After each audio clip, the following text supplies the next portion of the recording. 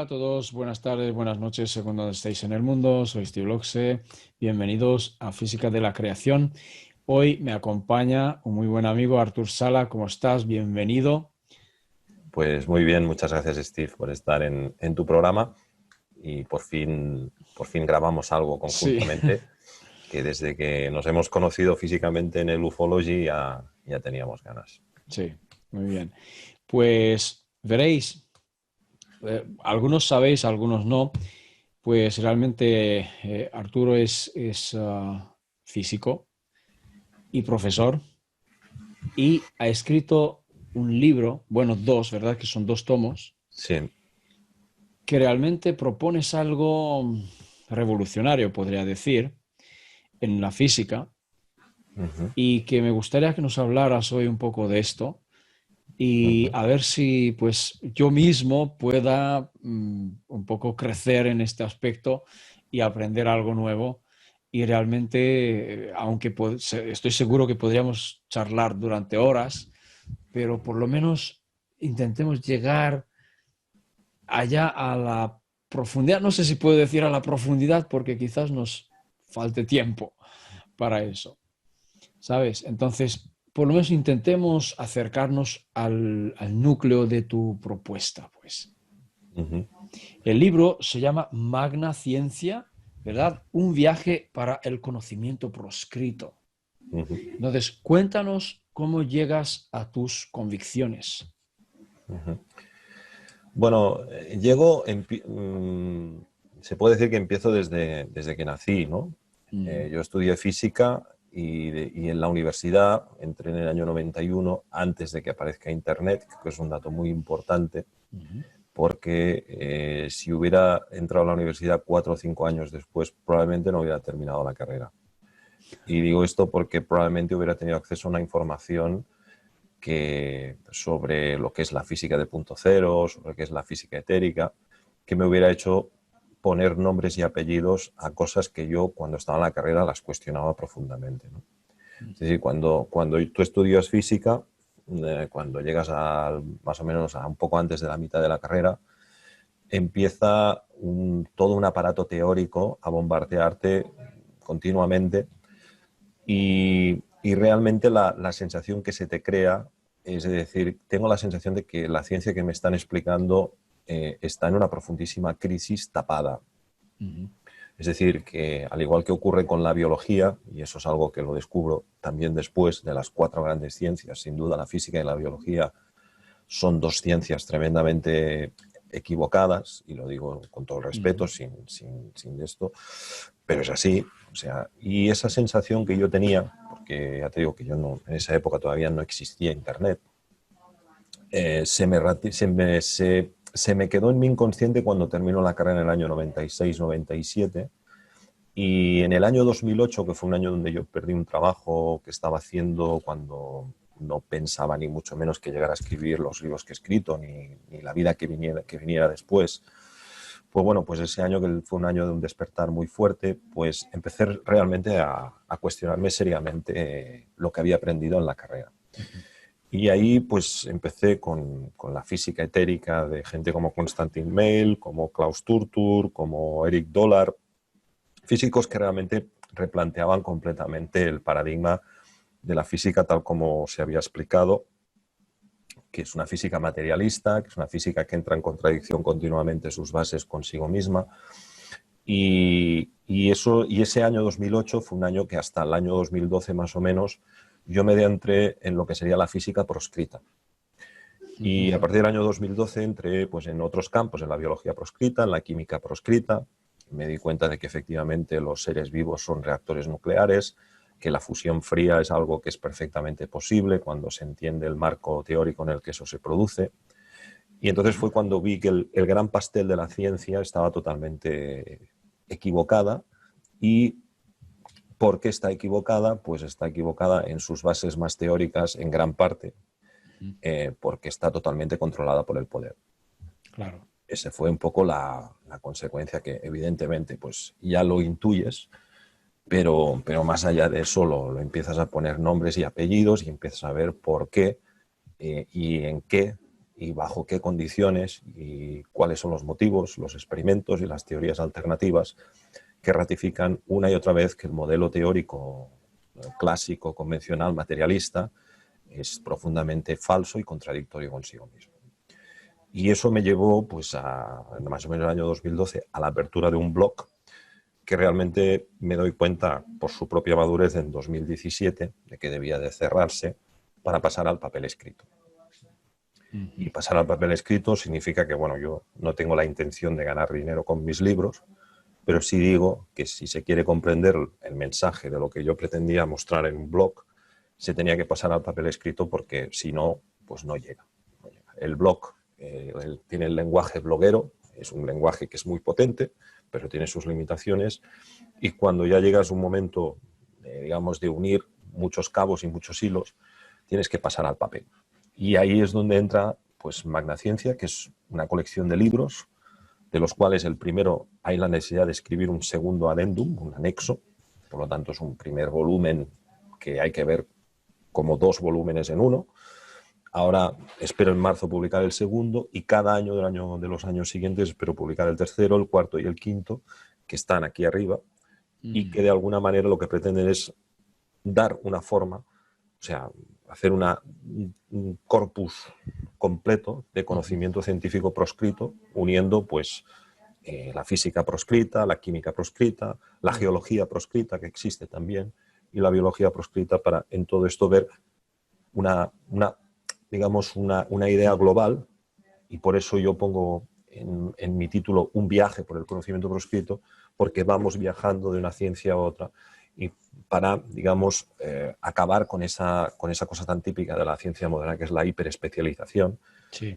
donde te das cuenta de que no existen ni siquiera los físicos de materiales, ni siquiera existen los químicos inorgánicos. Realmente lo que existen es químicos inorgánicos, especialistas en catalizadores, y más en concreto en un tipo de catalizadores, y que, vale, de eso saben mucho, pero todo lo demás no tienen ni idea, ¿no? Entonces, el viaje lo que propone, en experimentos en biología, en geología, en física y en química, es ir cuestionando esos paradigmas materialistas sobre los cuales la ciencia moderna se sostiene. Ya. Ok. Pues vamos, si te parece, un poquito más adentro, que tú en privado, cuando hablamos, me comentaste que hiciste algunos cambios, pero vamos a empezar. Por ejemplo, acabas de decir una cosa sobre la fusión fría. ¿Te suena Andrea Rossi? Sí, por supuesto. Okay. Andrea Rossi es bueno que me lo menciones. Andrea Rossi, al ser italiano, hay que decir que en Italia es de los pocos países de Europa donde se ha hecho bastante investigación en lo que yo llamo semisecreto sobre fusión fría. Semisecreto quiere decir que está fuera de los estándares de la... O sea, estos estudios no van a parar a los papers como Physical Review Letters, correcto, donde físicos del mundo lo leen de manera abierta. O sea, no va por el circuito, digamos, estándar. Conviene decir que hay el circuito alternativo, y me refiero al circuito alternativo de los académicos que saben que es verdad que la física es falsa, se basa en premisas falsas y tienen su propia red, digamos, alternativa. En Rusia, bueno, pues hay una red de físicos rusos que cuestionan completamente todo esto y hablan de física etérica y tal. Pero bueno, yendo al tema, en Italia está el ENEA, el Instituto Nacional de Energía, que está en Frascati, muy cerca de Roma.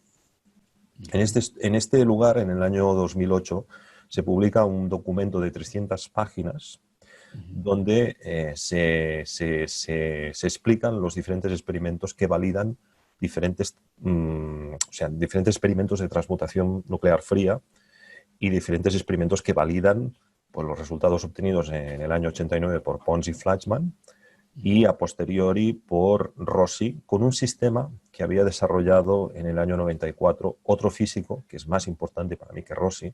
Rossi es un continuador de su obra, que fue Piantelli. Piantelli fue el que empezó con un experimento que consistía en hacer pasar por un arco voltaico donde hay hidrógeno, un arco voltaico de alto voltaje de unos 15.000 voltios, un polvo de níquel con una granulometría muy concreta.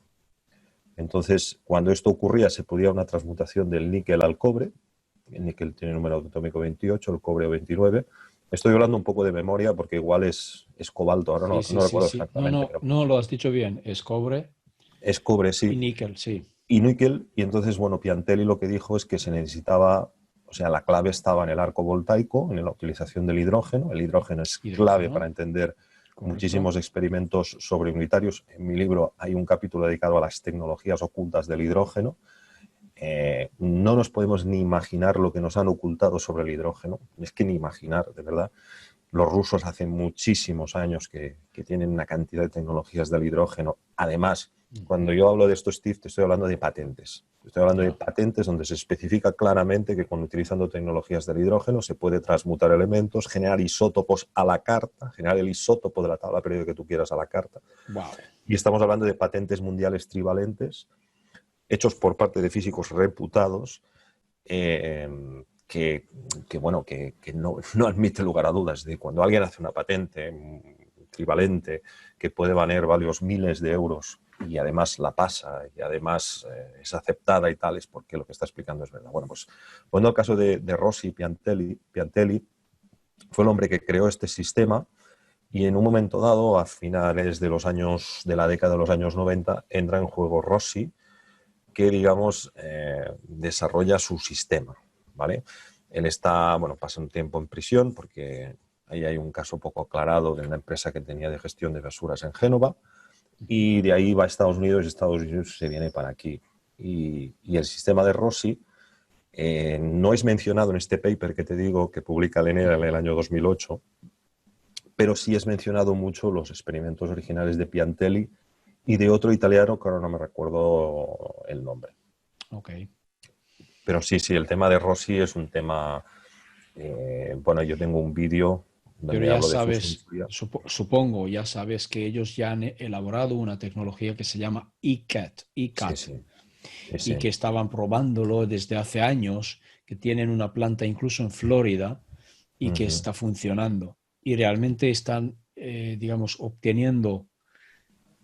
han obtenido un aparato no, son muchos más pequeños, así, y una serie montado dentro de un contenedor de 20 pies que produce, si no me equivoco, eran 2 Megavatios, sí. gigavatios, megavatios, serán megavatios, Yo he oído decir megavatios, pero megavatios, dos megavatios que podría servir para un pequeño pueblo sí, entero sí, y sí. que gastaba como combustible, ¿sabes? Equivalente a un barril, no, perdón, sí, un barril que ellos consumían, que era, me parece, el níquel, ¿verdad?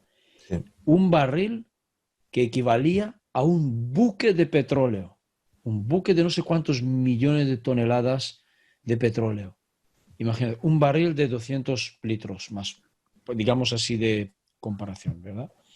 Eso es Sí, tremendo, es tremendo. sí. A ver, si nos ponemos con el tema de la energía, yo siempre digo lo mismo, no hace falta violar ninguna ley termodinámica, ni que Ujú. nadie se espante con esto, para no tener problema de producción de energía. Ya, Es decir, o sea, el tema de la energía es que, aunque alguien pueda pensar que es quackery o pseudociencia, los sistemas que rompen con el segundo principio de la termodinámica, que hay muchísimo que decir, aún así el tema de la energía debería de molestar a cualquiera, porque la ujú, producción de energía hoy en día, sin violar ninguna ley, sí, es tremendamente fácil. Pero claro, nuestra sociedad se basa en la escasez. Entonces, si claro, no hay claro, escasez, ahí estamos. si no es caro, si no es... Entonces, bueno, es que alternativas a los combustibles fósiles, que no son fósiles, hay desde hace muchísimo tiempo Correcto. y bueno, es una cuestión de poder, es una cuestión Un de día, poder. un día te tengo que hablar de mi proyecto de energía libre también, basado en campos magnéticos. Y solamente se trata del diseño geométrico para que tengas un perpetuum mobile. Claro, Ya está. claro.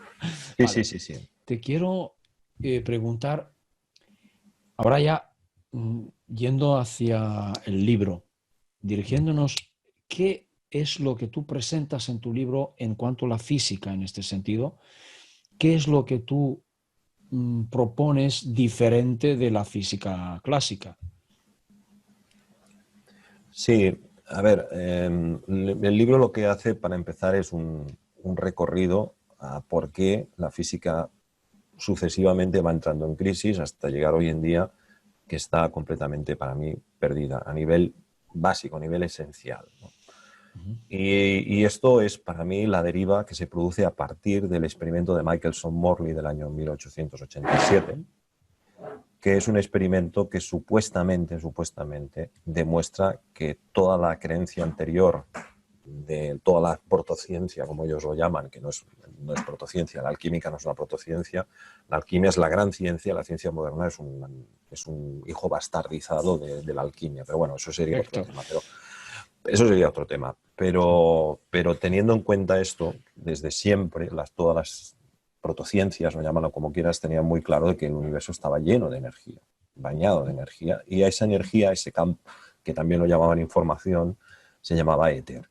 Ujú. El éter digamos, de toda la vida. En la cultura hindú pues, sería el prana, pero si nos Correcto. vamos a la cábala, pues sería el Ein Sof, en fin, El etcétera. chi. El I Ching, etcétera, etcétera. Sí, exacto.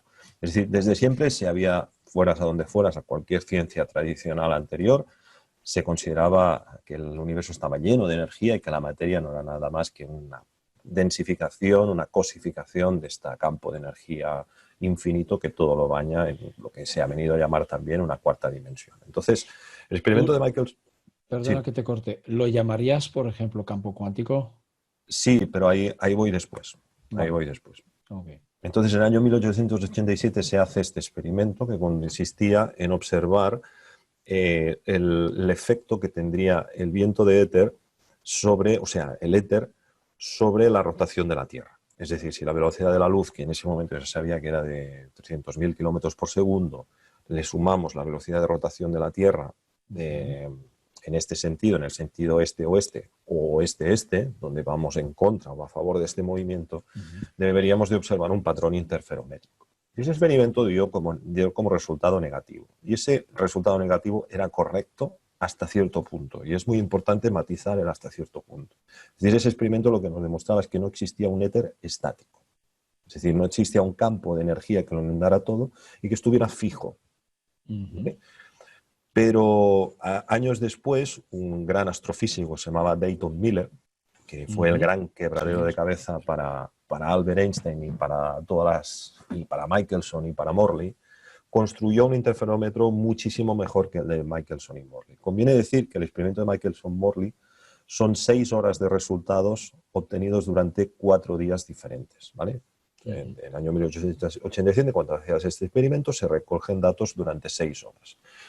Pues Dayton Miller lo que hizo fue construir un interferómetro que era muchísimo más grande, tenía 64 metros del recorrido en comparación con los 14 que tenía el experimento de Michelson-Morley, y además decide hacerlo a diferentes alturas con respecto al nivel del mar y también intentando observar la relación entre el viento de éter. Fíjate que ahora no estoy utilizando el concepto de éter estático, sino el concepto de viento de éter, es decir, los flujos de éter. Sí.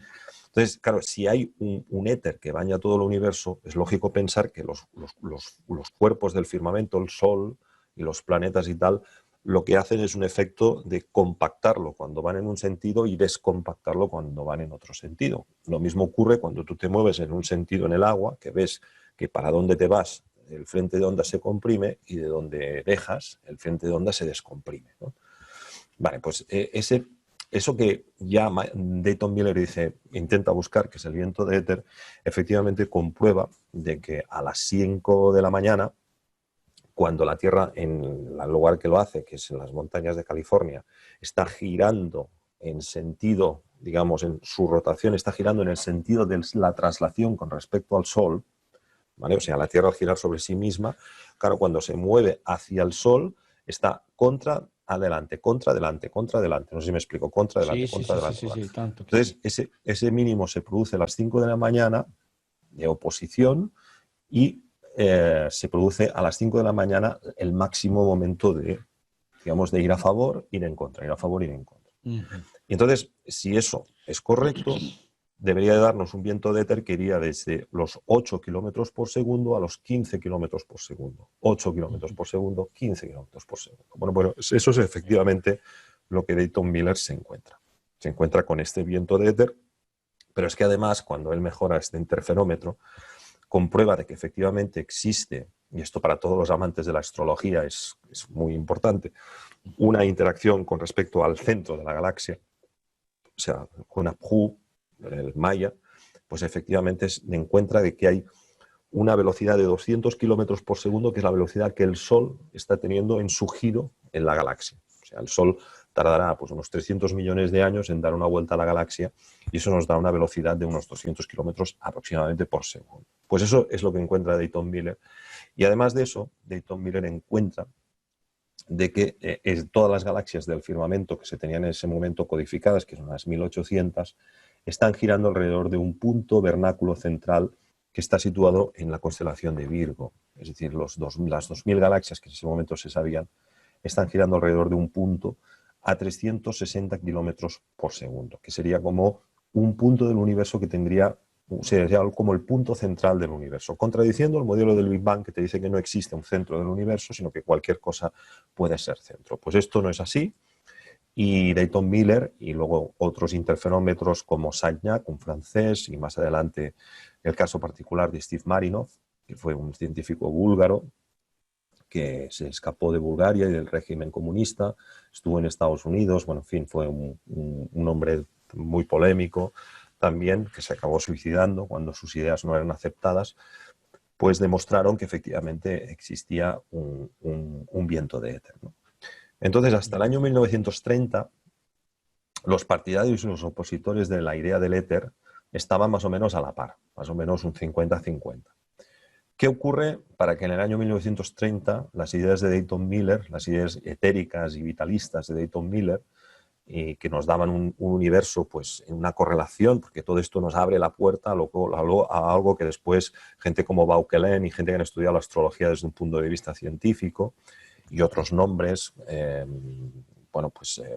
han encontrado que es la relación que hay entre las horas del día y los diferentes planetas del firmamento. Por ejemplo, se dice que de las 18 de la tarde hasta las 21 de la tarde, pues es la hora de Saturno, ¿no? Se ha dicho desde siempre en la alquimia. Pues es que gracias a estos experimentos de interferometría se podía encontrar esta danza cósmica que establecen los planetas. Es decir, eso sería una energía que no sería electromagnética, sino una energía, digamos, neutrínica de cuarta dimensión, que parece unir todos los cuerpos del firmamento y podía dar la base científica a la astrología, que para mí es totalmente incuestionable con experimentos con plantas de que efectivamente existe una influencia de Saturno, de Júpiter, de Venus. Es decir, esto nos llevaría a un tema que es el tema de la teoría de las asignaturas, que lo que dice es que es una teoría que tenían los antiguos alquimistas, que decían que cada planta tenía grabado el régimen planetario al cual pertenecía, ¿no? Bueno, pues todo esto, que era una astronomía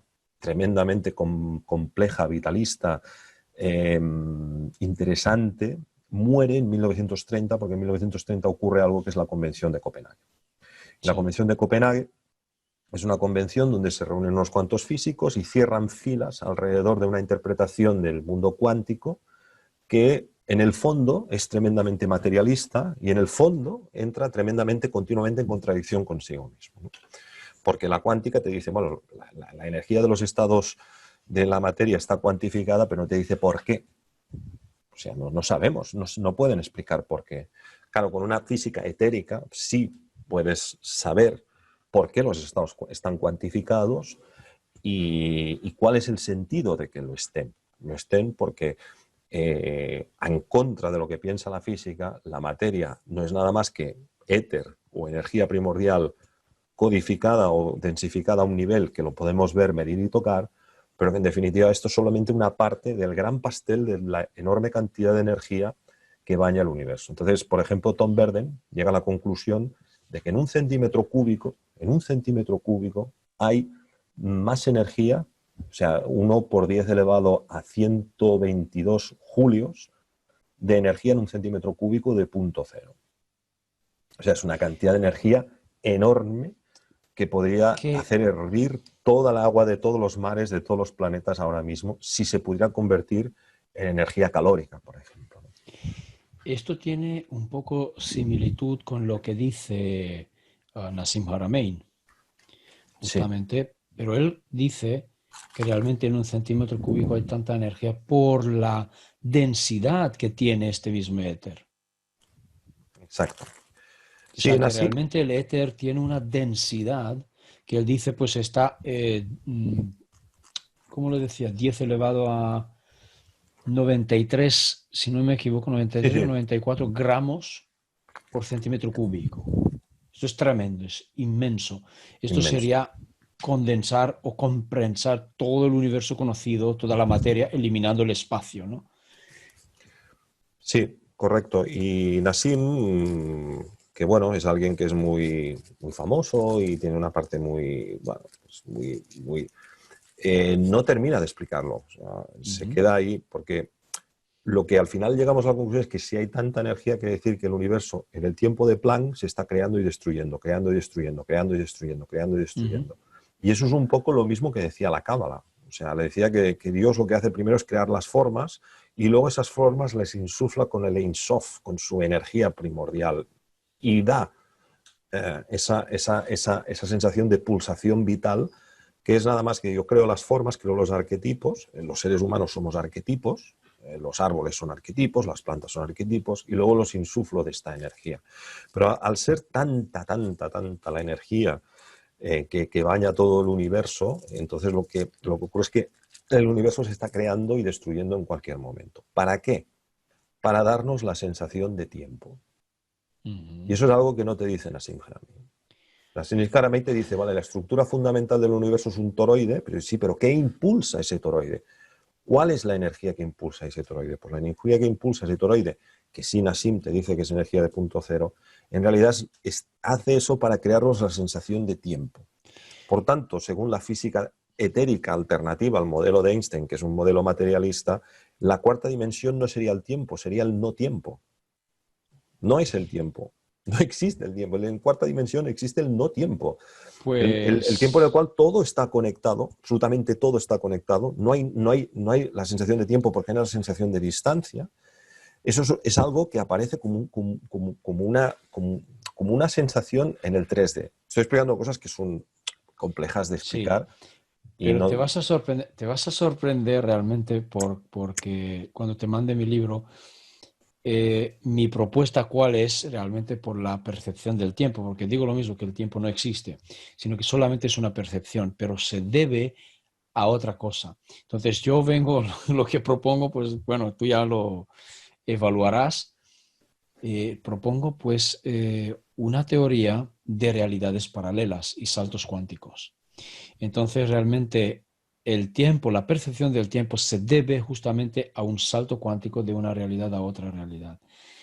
Pero los saltos son tan muchos, tan infinitos y tan rápidos que no nos damos cuenta del mismo salto. Pero ya te dejaré para que lo leyeras y que hagas tu evaluación sobre ese modelo, porque simplemente es un modelo, es una propuesta que yo hago, aunque lo escribo también en unas fórmulas sencillas eh, y con una función, cómo ocurriría este salto de una realidad a otra realidad. Y realmente debo incluir aquí la psicología, realmente. ¿Por qué? Porque hablamos de percepción. ¿Por qué percibimos la cosa? ¿Cómo lo percibimos? Entonces, mi propuesta puede parecer un poquito así atrevida, pero ¿y si es así? Pero ya veremos, esto ya veremos. Pero volvamos entonces un momento. ¿Tú qué opinas realmente? Mira, John Wheeler tenía una frase bastante buena. Si estás de acuerdo con eso o no, dice que, porque me gustaría llegar un momento al gato de Schrödinger, a la teoría del observador.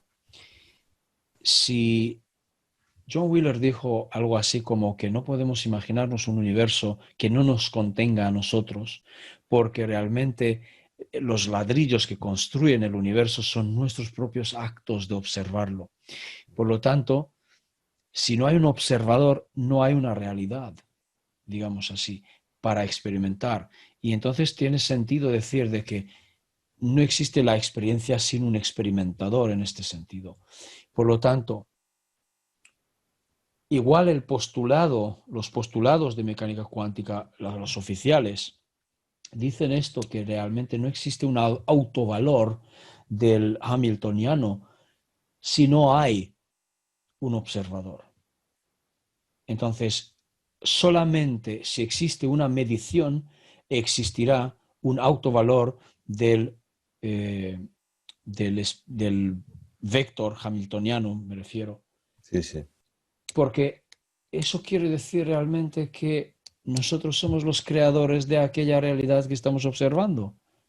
Si nadie lo observa, no hay ninguna realidad que observar.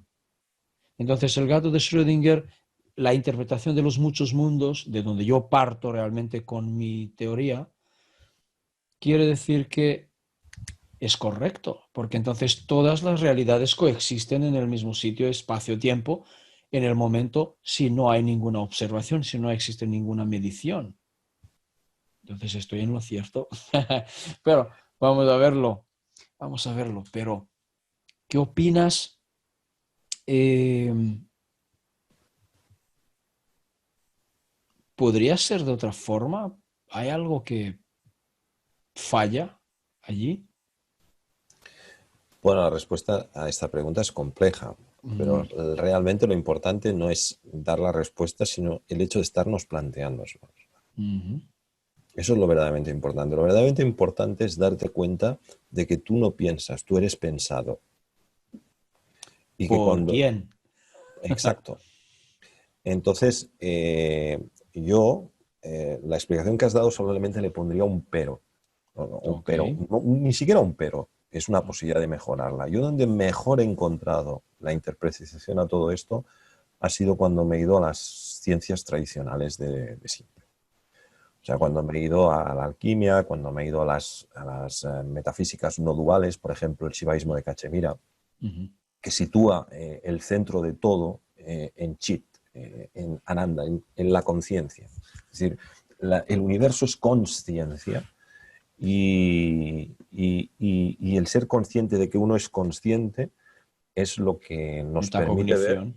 Exacto, exacto. Lo que luego en términos psicológicos se utiliza un lenguaje que lo explica, pero yo, por ejemplo, en las tradiciones, Ujú. en la cábala, y por mí, digamos, yo siempre he dicho que la cábala no es ni mejor ni peor, simplemente Da una eh, información, claro. está un poco más cerca de la tradición primordial. Punto. Sí. O sea, es la más antigua, por lo tanto es la que está más cerca. En el caso del Shivaísmo de Cachemira o el Advaita Vedanta, pues son digamos, las doctrinas metafísicas más antiguas de la historia, por lo tanto nos acercaría, pero también lo encontramos en la doctrina menfita del Antiguo Egipto, que luego esto ha dado lugar a los misterios menores y mayores, de los que han hablado los filósofos como René Guénon y otros, ¿no? Que es, bueno, un poco el conocimiento rosacruciano y demás, ¿no? Ujú. Simplemente que ahí lo veo más claro que cuando utilizo un lenguaje de la psicología moderna, o Claro. incluso cuando lo veo desde la perspectiva, o sea, yo he tenido mi época junguiana hasta el año Mm. 2013, 2014, cuando descubro todo esto, y entonces para mí Jung, personalmente, te estoy hablando, o sea, no, ni siquiera es un pero a lo que yo te estás diciendo, me parece maravilloso. Y ya te digo que lo importante no es llegar a la verdad, lo importante es que la verdad se esté poniendo encima de la mesa esta noche en un diálogo entre amigos como estamos teniendo tú y Ujú. yo, ¿no? Sin ego, sin nada, porque No, claro. no existe, no, no. Entonces, lo importante es que se ponga encima y solamente le pongo un matiz a eso, que es que yo descubrí un lenguaje más completo cuando me... ¿Por qué? Pues porque se ha descubierto que cuando uno hace meditaciones en sánscrito o en hebreo, se crean patrones cerebrales más ordenados que Ujú. cuando lo hacemos en un lenguaje prosaico como puede ser el español o el inglés, ¿no? Eso Ok. se ha descubierto, por ejemplo. Lo que acabas de decir me confirma una cosa. realmente, como dices, el sánscrito como es antiguo, pues yo te tendría que explicar un tema de historia de la humanidad sobre las fisuras, porque verás, hay una cosa muy, muy interesante, porque el mayar, el húngaro, de hecho, Sí, es sí, similar al sánscrito y también al sumerio. lo sé, lo sé. Y, Y al acadio. y al acadio. Y justamente, pues sí, sigue teniendo esa coherencia. Y te digo otra cosa, que mi teoría en el estudio de las lenguas, de cómo se han separado y cómo se han evolucionado, y en cierto sentido estoy de acuerdo con Sergio Pop, que las lenguas más modernas fueron inventadas a propósito de tal forma para reducir esa energía de la palabra, ¿sabes? Del sonido expresado. Exacto. Estoy muy de Y, acuerdo es, con Sergio. y además la prostitución, podría decirlo así, del mismo idioma. Porque cuando separaron los genes y han creado que objetos tengan género, esto es una locura, digo yo. Pues verás una cosa, el mayar unifica porque no existe género en el idioma, ni para personas, ni para animales, ni para plantas, ni para objetos, ni para nada, no existe el género en el idioma. ¿Me explico? Es Sí, sí. unificador porque no diferencia entre las personas en este sentido o entre sexos.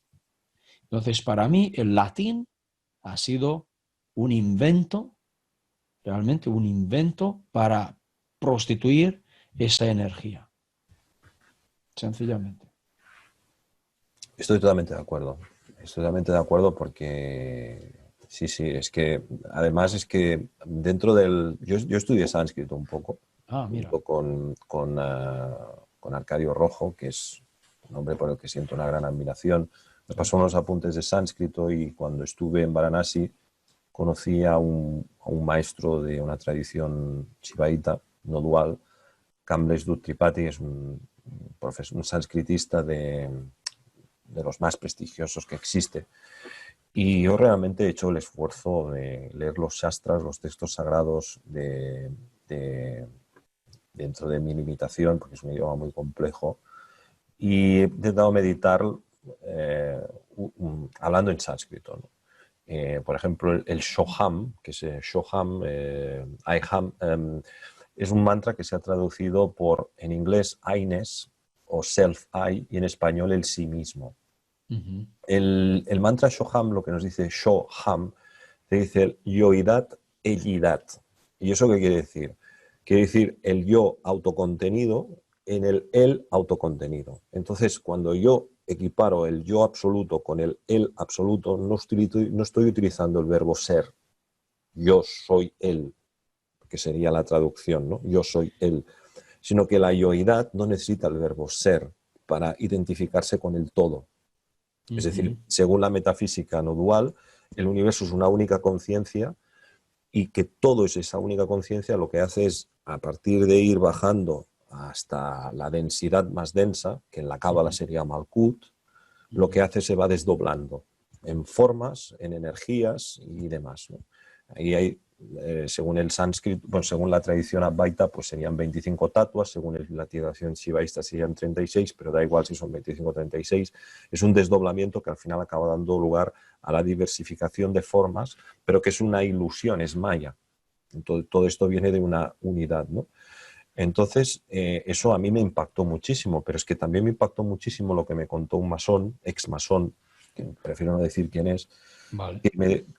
no, por respeto, porque en la Sí, universidad, sí, tranquilo.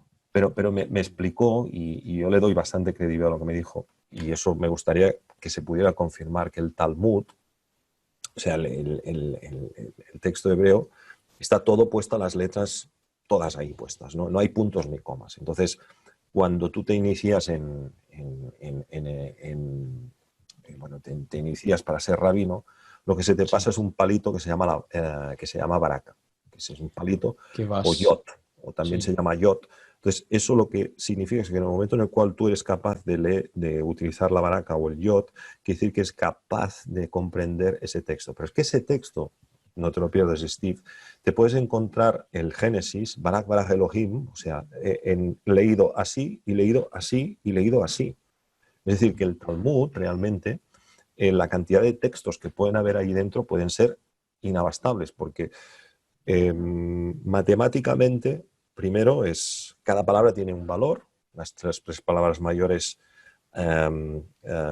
Aleph, Bet y Gimel, tienen un valor de 100, 200, 300. Bueno, en fin. Luego hay 7 letras, perdón, que son secundarias, y luego hay 12 que son, bueno, en fin. Es de una complejidad, voy resumiendo, de una complejidad alucinante, que es impensable que alguien que pudiera venir de las cavernas pudiera inventarse un idioma así. claro. No tiene ningún sentido, ¿no? Eso lo Entonces, recibieron de alguien. ahí voy, ahí voy. Perdóname, antes de continuar, porque no me olvidara, has dicho Shoham, ¿verdad? Sí. Ujú. ¿Sabes cómo se dice esto en húngaro, en magyar? ¿Cómo se dice? Magam. Sí. Pero fíjate, mag, yar, Magyar. yar, mago, magog. ¿Sabes quién eran los? Los Sí. magois, sí. Los magos. Magog, pero fíjate, Mago del alma, porque ar es alma. Y también, por ejemplo, arca viene no, el que contiene, perdón, ar es contenedor y es el que contiene la magia. Ar. pero te digo otra cosa, mag además significa, bueno, con acento húngaro es mog, significa semilla, semilla, raíz, origen, Contenedor también. origen, origen. Recipiente. Entonces, por otra parte, eh, por ejemplo, ¿te suena Ur, verdad? Ur, Sí. En Sumeria, sí. en sumerio, la Sumeria. Pero Ur en mayar significa Señor, Dios, por ejemplo. Pero Señor, como simplemente, porque nosotros nos llamamos Ur, Señor tal, ¿sabes? Pues es muy, muy, muy curioso esto, porque Mogam también lo utilizamos para expresar yo mismo. Ujú. O incluso podríamos traducir como yo solo, yo únicamente, el uno, ¿entiendes? Sí, sí, El uno, yo uno. sí, sí. O podría decir estoy solo, estoy en mí. Sí, ¿Te das sí. cuenta? Sí, sí. O sea, Supongo que lo has oído hablar, pero el tema de Janos Moritz y, ¿cómo no? Claro, que lo he claro, estudiado y todo, ¿cómo no? por supuesto, ¿no? No, Sí, se sí, sí, dice que sí. uno de los secretos de Janos es que Janos pudo llegar más allá de lo que han llegado otros, porque Sí, se podía hablar con los con suaras, los tribus, con con las las tribus, tribus, sí, porque tenían un idioma muy parecido sí. al Y magiar. tengo una colección de palabras de él. Sí, sí, sí, sí. Eso no soy un especialista, pero he oído campanas. Y cuando lo oí dije, para mí eso tiene mucho sentido. Hablo de pura intuición, ¿eh? Sí, pero sí. Te los puedo A mí, mostrar. a mí me gustó mucho tu país. Yo estuve en el ¿Ah, noventa y sí? nueve y el 2000. Sí, sí, sí. Estuve bueno, Budapest y luego fui a Praga y con el Interrail. Ah, Y fue la época del eclipse de sol. Yo estuve ok, en el para poder ver el 99. eclipse. Sí, sí, sí, en el lago Balatón y todo eso. Mm, Y me gustó mucho el país, es muchísimo, mucho muchísimo. llano. Sí, sí, las mujeres son guapísimas. Ya estamos, Las mujeres son guapísimas, de ya verdad. estamos. No, pero de verdad, ahora yendo un poco en serio, ¿no? El, Sí, el, el magiar realmente te atrapa mucho porque es un gran enigma saber ese idioma, de pues dónde proviene. Al igual que el finlandés, que también es un idioma mm, que no se la sabe verdad, tampoco. la verdad es que no tienen demasiado conexión lo que dicen muchos que son hermanos. No No es tanto. verdad, ¿no? No, no es fino-úgrico. No. Te cuento. Bueno, no te cuento, solamente para como informar, porque esto podríamos hablar mucho. Hay que leer las arvisuras. Yo tengo las arvisuras, tengo que seguir con la traducción de la historia, porque está solamente en húngaro, no existe en otros idiomas. Entonces yo estoy haciendo una traducción a mi ritmo, pero ya lo dejé con la pandemia esta, lo tuve que dejar. Y tengo que volver al tema, ¿no? Pero fíjate, eh, te cuento, el mayar antiguo se escribía con símbolos rúnicos, igual que hay en las tablillas esmeralda encontradas en Turquía, porque de hecho los turcos antiguos tenían el mismo idioma. Los escitas, si te suenan, los escitas que estaban Sí. sentados, asentamiento, ¿no? En el norte de Rumanía actual, o sea, Ucrania actual. Bucovina, Luego, ¿no? ¿cómo? Por Bucovina, ¿no? Sí, más o menos. Los escitas, eh, mira que no me viene. Es que, Da claro, igual, hay un montón de escrituras rúnicas que realmente tienen la misma raíz. Entonces, realmente, el idioma, incluso he conocido a una investigadora turca, casualmente en Polonia, que hablamos, hay un vídeo porque le entrevisto a ella y paralelamente, tanto ella como yo llegamos a la misma conclusión que la humanidad arranca en Mu y justamente se trata de que el idioma primordial era el mayar.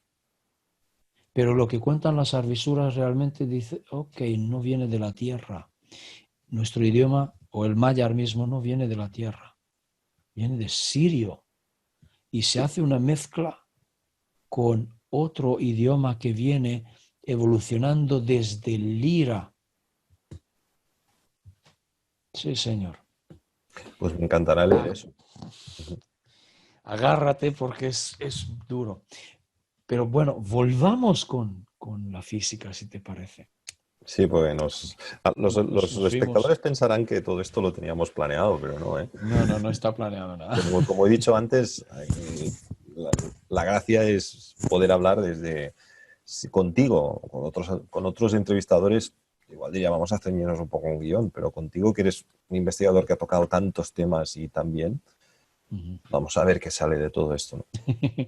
Vamos a ver entonces, fíjate, en- entonces realmente Max Planck tiene razón cuando dice que no existe materia como tal, sino que detrás de esa materia existe un campo, entre comillas dice un matrix, consciente e inteligente, y que realmente debemos asumir que toda materia existe gracias a la virtud de esa fuerza inteligente. Entonces tuvo razón, realmente esa matriz o ese campo, ese éter, podríamos llamarlo como el campo cuántico todo creador, el Dios mismo, podría ser como si dice que tenemos tanta energía en un centímetro cúbico que es inagotable, podríamos decir. Podría ser que las partículas subatómicas provienen de esa misma energía que luego se organizan entre sí construyendo pues otras partículas subatómicas, por ejemplo, quarks, de los leptones, vamos a quarks, up quark, down quark, todo tipo de quarks, ¿no? Que hay montones de partículas que finalmente construyen a su vez al protón, al neutrón y que se organizan en el núcleo. Luego falta la carga eléctrica, ¿verdad? Y ya tenemos la materia como tal, el elemento. ¿Es correcto lo que mi pensamiento? A ver, desde el punto de vista de la física que yo propongo, Uh -huh. eh, todo lo que ha venido después, leptones, quarks y demás, ha sido una incorrecta interpretación de esos postulados esenciales de los que Ah, te ok. hablaba. Ok. Pero de todas maneras, los físicos ven eso, ven leptón, ven algo que lo llaman leptón, algo que llaman mesón, algo que lo llaman quark, ven efectivamente. que la interpretación sea más o menos correcta, da igual. ¿Por qué? Porque en el año 1930, cuando yo te explicaba el punto en el que me quedé anteriormente, lo que pasó es que realmente en esa convención se dieron cuenta de que estaban viendo digamos, la realidad que hay detrás de todo eso. Pero evidentemente nos tenemos que situar en el contexto de la época. Vamos a ir a la calle en el año 1930. El ser humano no estaba preparado para entender eso. Claro. O sea, Enrico Fermi tiene dos físicas, la física que él dio y la física que él... Publicó. o sea, exacto, lo que publicó y lo que él tenía aparte, ¿no? Sí, lo que El caso escondió. más... Sí. Exacto, es que todos escondieron, pero el caso más, para mí más triste fue el caso de Irving Langmuir. Hay una foto donde, en la Convención de Copenhague donde se ven todo, está Bohr, Sí, Heisenberg, Dirac, la tengo. y uno de los que se ve es Irving Langmuir. Irving Langmuir fue un hombre que trabajaba para General Electric y se dedicaba a estudiar válvulas de vacío. Entonces lo que hacía es poner un gas dentro y comprobó que cuando ponía hidrógeno se producía una gran cantidad de energía. Ese experimento que se hizo en los años 20 lo pasó a Niels Bohr. Niels Bohr se quedó alucinado, dijo, esto contradice el segundo principio de la termodinámica, y lo taparon. Entonces, fue el inicio de las tecnologías del hidrógeno que después los rusos han llevado en sobremanera y demás, ¿no? Pero te digo esto porque el primer hombre que habló de pseudociencia y de ciencia patológica y todos los términos, digamos, despectivos hacia la ciencia de la energía de punto cero, fue precisamente este gran traidor que fue Irving Langmuir. Irving Langmuir se encontró con la energía de punto cero, pero prefirió taparla. Luego, al cabo de poco tiempo, le dan un premio Nobel por un descubrimiento en física de superficies completamente irrelevante, y hasta el último momento estuvo diciendo que no, que no, que no, que no, que no y que no. Que él no había descubierto esto, que esto... O sea, lo tapó. O sea, esa fue una época donde ellos se dieron cuenta de esto. Pero es que a nivel ciclológico, a nivel del tiempo, estaba ya pactado que el hombre tenía que todavía caer más en la materia. O sea, el descenso del hombre en la materia, digamos, la deshumanización de la sociedad estaba ya prevista. Todavía quedaba una Segunda Guerra Mundial. El contexto del año 1930, pues imagínate, post-crisis económica galopante en el mundo. En Alemania la gente se moría de hambre. Es que las cosas son así. O sea, el contexto de la época era que toda esa ciencia no podía. Y ahora, gente como tú, gente como yo, y lo importante aquí es que varios vayamos, digamos, rescatando todo esto del baúl del olvido. Parece que estamos empezando a nivel de conciencia colectiva, unos cuantos, empezar a entender que realmente lo que decía Planck es cierto, no existe la materia. El universo es multidimensional, multifrecuencial, y ahora, justo ahora, estamos empezando a comprenderlo. Y a mí me pareció muy interesante que una vez yo estaba en un bar, creo que fue el año 2015, 2016, y en la Contra de la Vanguardia, que ahí es donde hay un gran y enorme trabajo que llevan haciendo desde hace mucho tiempo para sutilmente en un medio tan controlado como la Vanguardia ir colándonos alguna cosa tal. Hay una entrevista que se hace a un filósofo pero especializado en filosofía de la ciencia, que se llama Jordi Pigem, que en la entrevista dice: el universo es mental, no material y espiritual. Y esa entrevista fue como decir, ostras, por fin esto ya está llegando al mundo académico, que después gente como Octavio Piulats y como otros a nivel particular, muy unos pocos a nivel público, pero muchos más a nivel particular, te dicen, físicos, te dicen que sí. Yo te podría enseñar correos electrónicos de personas que están haciendo su doctorado y me dicen, es que tiene razón, la física que nos han explicado hay que reformularla completamente, ¿no? Entonces ahora estamos efectivamente, como decía Jordi Pigem, en el periodo postmaterialista. Estamos en el periodo del despertar de la conciencia, de despertar a esta realidad de que el universo es frecuencia, energía y vibración, como decía Tesla, y que ahora sí que estamos preparados, algunos, a comprender lo que verdaderamente descubrieron en su momento Planck y demás. Y por eso es importante el trabajo que está haciendo para mí una gran investigadora, que es una señora que se llama María Dolors Ubiols. Yo recomiendo muchísimo los vídeos que hizo con el compañero Luis Palacios en Caja de Pandora, sobre todo los primeros. Los últimos están muy bien, pero los primeros cuando esta mujer se destapó de algo que llevaba tanto tiempo investigando. Es una señora, para quien no lo sepa, que la echaron de la Facultad de Filosofía y es un gran ser humano. Y empezaba esa serie de vídeos que hizo con Luis hablando precisamente de que el nivel de ignorancia que hay hoy en día en el ser humano es deliberado, forma parte de un plan divino, de un plan de descendimiento de lo que ella llama de lo sutil a lo denso, para ahora empezar a remontar de lo denso a lo sutil. ¿Vale? Entonces, bueno, pues me parece muy, muy interesante, recomiendo muchísimo el trabajo de esta persona, porque al igual que tú, yo desde el campo de la física, ella desde el campo de la filosofía y tú desde tu campo, pues quizá más desde la psicología, Sí. no lo sé, da igual, si es que eso no es el tema, si es que estemos llegando a estas mismas conclusiones y nos demos cuenta de que realmente la experiencia de vivir es impresionante. Y bueno, creo que tenemos una responsabilidad de estar ahí, digamos, como digamos un poco la avanzadilla. No somos ni mejores ni peores, pero hemos decidido ponernos delante del carro y tirar. Bueno, pues tiramos de ese carro para llevar al hombre a un nivel de conocimiento que es un salto cuántico sin duda, y que sin duda pocos momentos en la historia de este planeta se va a vivir un momento de una intensidad tan grande como el que estamos viviendo ahora. Correcto. Y por tanto, pues eso tiene muchas implicaciones que supongo que el que te sigue las estará intuyendo desde este momento, o incluso las sabrá muchísimo mejor que yo. Y una cosa que tengo curiosidad.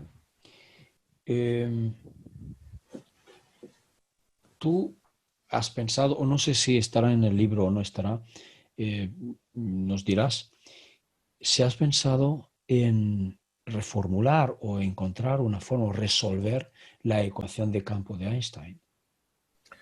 Bueno, hago algo en paralelo a eso, pero sí. Okay. Sí, a ver, el capítulo 6 de mi libro, lo que hago es explicar un principio que nos permite entender por qué la energía del universo, esta éter... ¿Nos muestras el libro, porfa?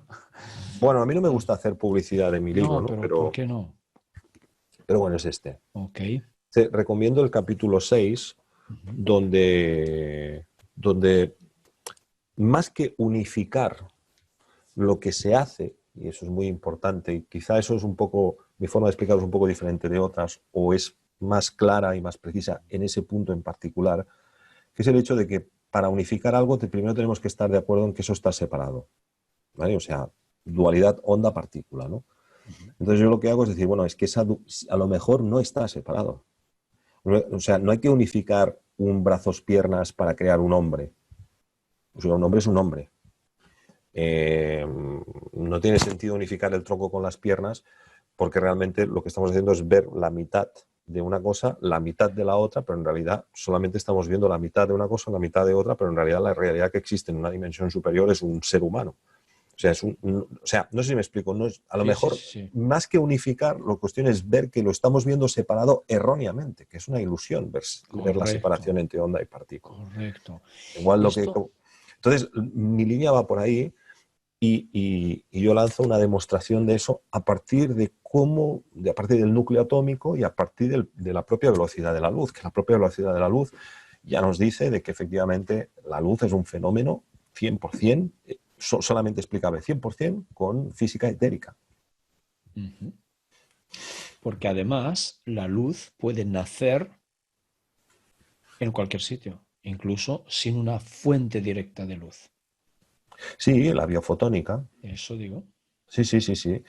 Y la biofotónica, yo en el libro lanzo una hipótesis que no está demostrada todavía, pero espero algún día poder demostrarla, que los biofotones gamma, los de más alta frecuencia, en realidad proceden de la transmutación nuclear, de las múltiples transmutaciones que se producen en el interior de los seres vivos a 37 grados por resonancia entre la molécula de hidrógeno y la molécula de oxígeno. Genial. O sea, a 37 grados, eso que los mamíferos estamos a 37 grados, es porque dentro de la mitocondria, dentro de la pared celular, en la bomba de sodio-potasio, hay una serie de transmutaciones nucleares de sodio a potasio, de potasio a sodio y otros elementos, de hierro hasta Sí. cobre por transmutación con cobalto, níquel y tal. Bueno, en fin, es muy largo de explicar, pero son en definitiva transmutaciones que tienen que ver con la ganancia de un protón o la ganancia de 8 protones, que sería hidrógeno y oxígeno. Y ahí ¿qué entra? Pues que la temperatura de 37 grados, la temperatura en la cual el hidrógeno y el oxígeno vibran a la misma frecuencia. Por lo tanto, la molécula del agua, cuando está vibrando tanto a nivel interno, su núcleo atómico, hidrógeno y oxígeno, a la misma frecuencia, entra en coherencia. Entonces, la Hostia, vida es agua, información y coherencia. nosotros Esto, deberíamos trabajar juntos, tío, porque tengo unas teorías, pero bueno, el campo cuántico ya lo flipas. estamos haciendo, ¿eh? Sí, correcto. Pero me refiero que tengo teorías, ¿sabes? Aunque Ujú. no los he escrito directamente en un libro, pero tengo teorías que, por ejemplo, lograr que una célula pueda vivir mucho más tiempo de lo que está viviendo y simplemente por producir energía propia. Sí, mira, te voy a Sí, explicar una pero historia. ¿cómo? ¿Pero cómo? Y todo eso, ¿sabes? ¿Cómo? Pero, Pues yo te puedo decir a alguien que ya lo hizo. correcto. Te puedo explicar Por la eso. historia de, si quieres, si lo Ahora quieres. no, ahora no. Ahora no, vale, pues No, otro día. sí. Pero digo el nombre, Gaston Nassens. Ajá, no me suena, no me suena. Hablo en el segundo libro de Nassens, Ok, pero ya se ha hecho. ok, perfecto. O sea que no estoy lejos de, entonces de eso. Los Qué bien. alquimistas hablaban de la inmortalidad. Sí, sí, sí, Pues es sí, sí, sí. posible. Es posible y con una base científica lo podemos Sí, explicar. Ya lo sabemos. sí, Los alternativos, ¿eh? Como claro, Nassens. claro, claro. Fantástico. Se puede, ahora en serio, se puede parar el envejecimiento y la oxidación celular. Ujú. Se puede hacer. Pero se trataría realmente, mi propuesta es que las células reduzcan su ritmo de multiplicación. Vale. La mitosis me estoy refiriendo. Que se reduzca el ritmo de mitosis porque no necesita, o sea, no necesita multiplicarse, porque dura mucho más tiempo. Se multiplican porque justamente luego la célula madre acaba de morir, moriría en este sentido, y se sustituye por una célula hija. Mira, cada mitosis, cada multiplicación reduce la longitud de, ¿sabes? El tema del telómero en los cromosomas. Sí. Pues cuando ocurre una multiplicación, ¿sí? Una división celular, pues esa longitud del telómero se reduce y que la telomerasa ya no está activo en el organismo a partir de un año de edad.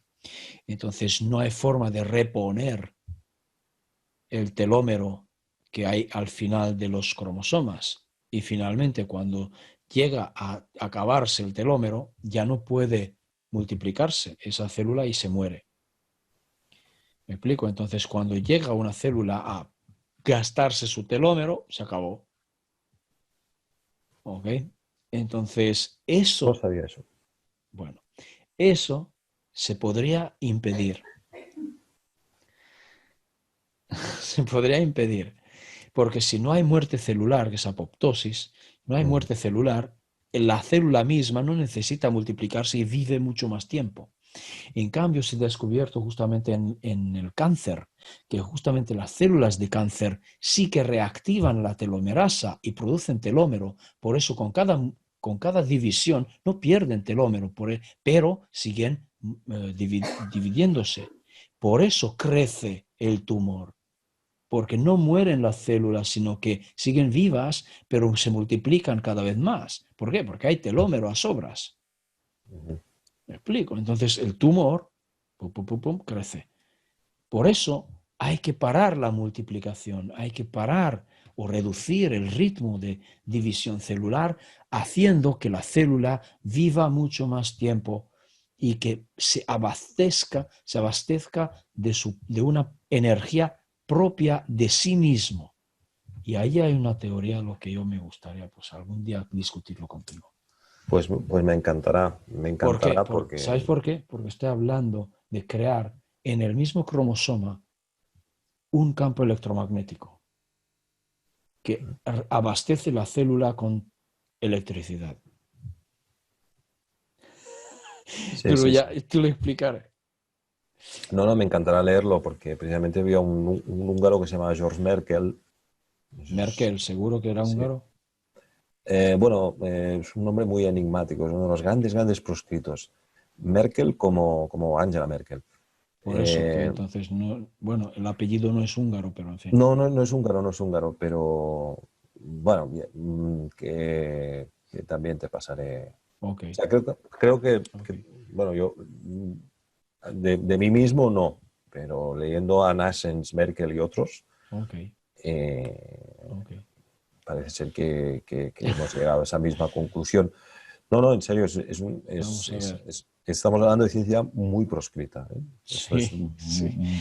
de George Merkel solamente hay un par de enlaces en Internet que Ujú. hablan de esto que me estás explicando, ¿no? Ok, Con ok. otras palabras. Pues no sé qué más añadir, porque realmente podríamos hablar toda la noche, pero Bueno, otro eh, día. otro día. Pues mira, me gustaría quedar contigo, la verdad, y tener así una charla larga y buscamos temas, y si te gustaría claramente, y entonces, pues a lo mejor profundizar en alguna cosa concreta, ¿no? Y incluso intentar pues traer hipótesis o traer posibilidades de resoluciones o yo qué sé. ¿Qué te Ujú. parece? Sí, sí, sí, sí, por supuesto que extiendo siempre mi mano no solamente contigo, sino con cualquiera a, a investigar y sobre todo a recoger este testimonio de dar conocimiento Claro, alternativo y en pos de este salto que algunos humanos vamos a dar, sin duda. sí, seguro. Porque ahora mismo hay otra cosa que creo que es muy importante que el espectador sepa, que es que la ciencia proscrita es tremendamente bella y hermosa.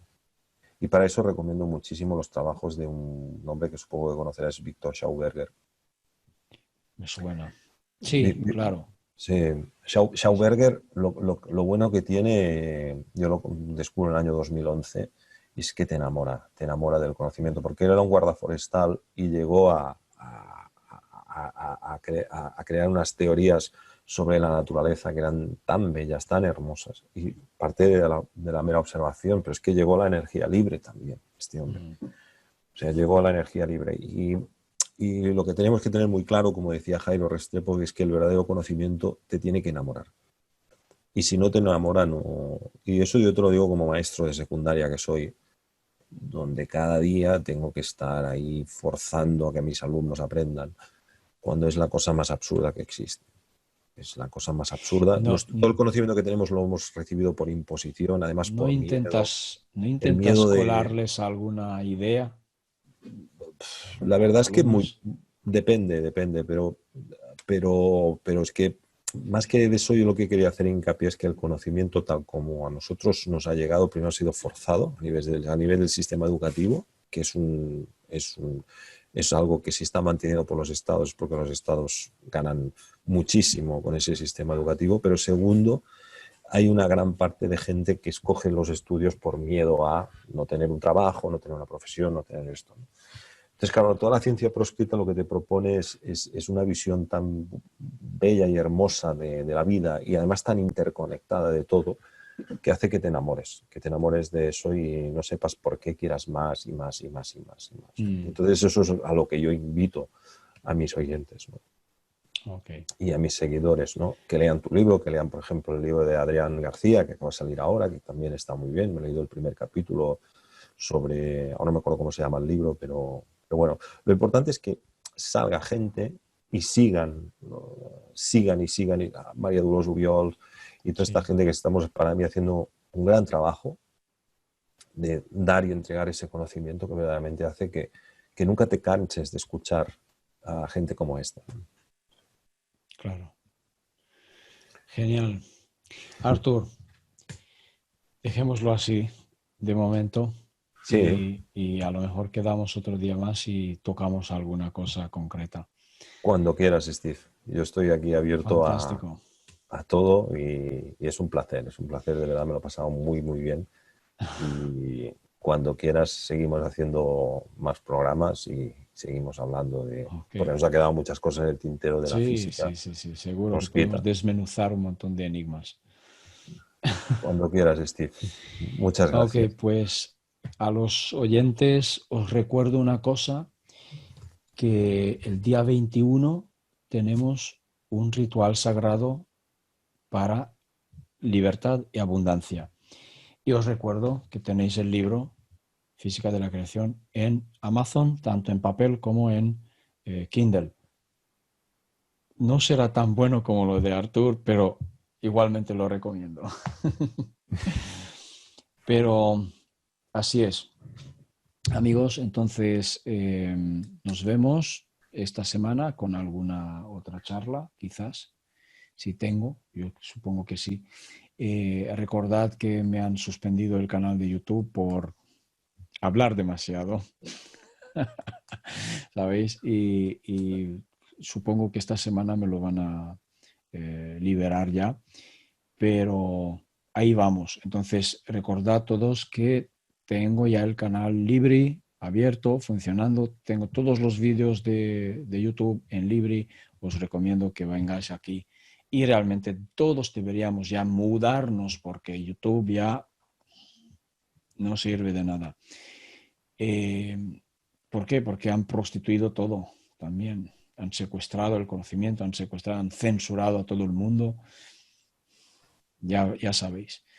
Pues nada más. Entonces, Artur, te agradezco de corazón por aceptar esta entrevista y nos vemos pronto entonces. Muchísimas gracias, Steve, y gracias por permitir estar en un canal donde ha desfilado gente tan interesante. Gracias a ti. Muchas gracias a todos por seguirnos y nos vemos. Un fuerte abrazo a todo el mundo. Bye.